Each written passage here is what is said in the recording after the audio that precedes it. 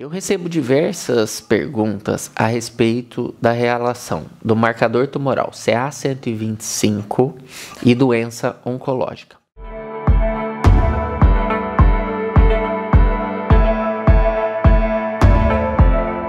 É muito interessante que todas as vezes que alguém me pergunta sobre o CA-125, a gente precisa não realizar a análise do CA-125 de forma isolada.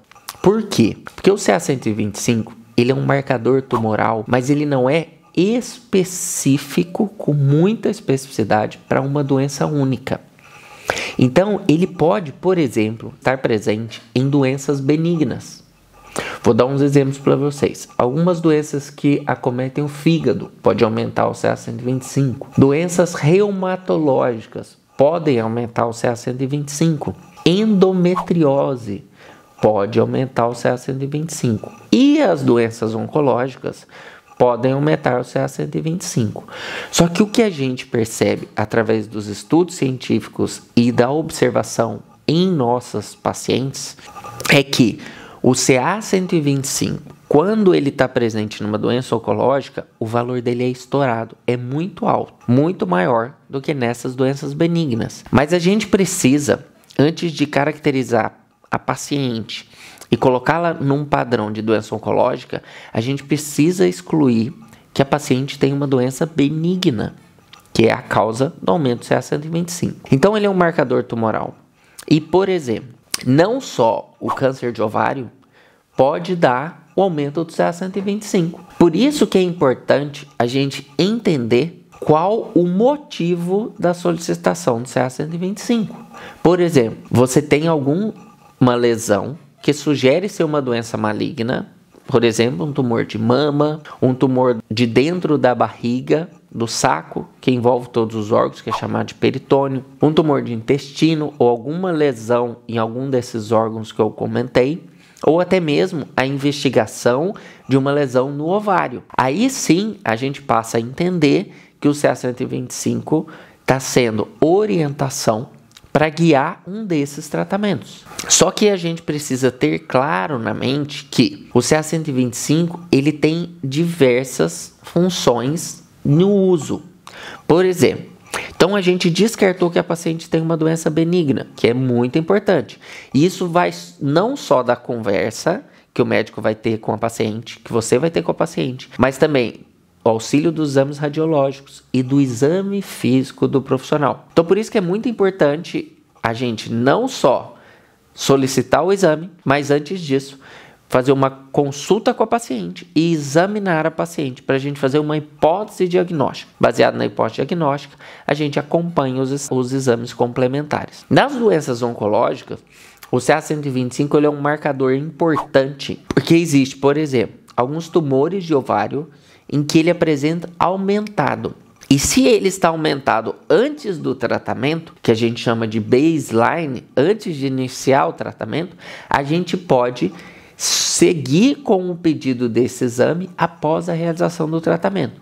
Então, o seu aumento pode nos indicar que a paciente pode estar ou voltando à doença ou com persistência da doença. Após a cirurgia, você tem que ter a queda consideravelmente do nível do CA-125.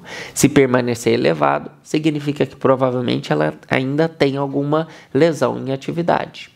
Outra coisa e outra função do CA-125 é a gente avaliar a resposta ao tratamento. Então, por exemplo, nos cânceres de ovário avançados ou que você opte por fazer quimioterapia antes da retirada cirúrgica da lesão, por exemplo, uma massa ovariana, uma lesão ovariana, a gente consegue avaliar a resposta da paciente à quimioterapia através deste exame laboratorial. É claro, ele não vai ser a única ferramenta para a gente estar avaliando a resposta da doença, mas ele é um fator a mais que pode nos auxiliar nesse tratamento. Outra coisa é se você vai fazer uma cirurgia. Então você faz a cirurgia com o CA-125 elevado. No segmento, você acompanha pós-cirurgia como que está sendo a curva do CA-125. Então isso vai ser muito importante e interessante para a gente avaliar a resposta e também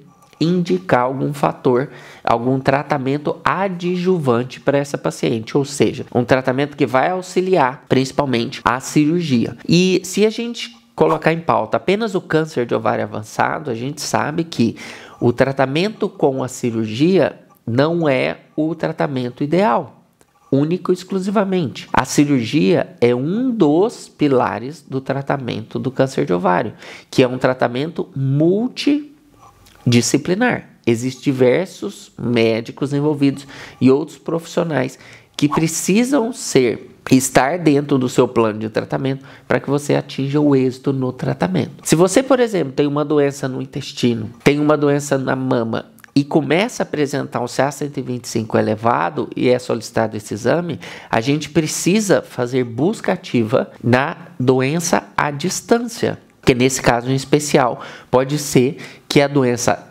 à distância está fazendo a expressão e o aumento dos valores do CA-125. Então, antes de você se apavorar com o CA-125, é muito importante a gente entender, e seu médico precisa entender, por que foi solicitado e em que momento da doença que você está, do diagnóstico, do tratamento ou pós-tratamento, para a gente entender qual o real valor que a gente tem hoje desse CA-125, o que ele representa para você. E ele é sempre individualizado por paciente. Não adianta a gente fazer uma comparação com outro paciente, porque a gente precisa saber, antes do seu tratamento, como que estava expressando o CA-125. Certo, pessoal? Espero que esse vídeo ajude vocês aí a tirar algumas dúvidas relacionadas a esse marcador tão importante que é tão solicitado hoje em dia. Um grande abraço, até o próximo vídeo.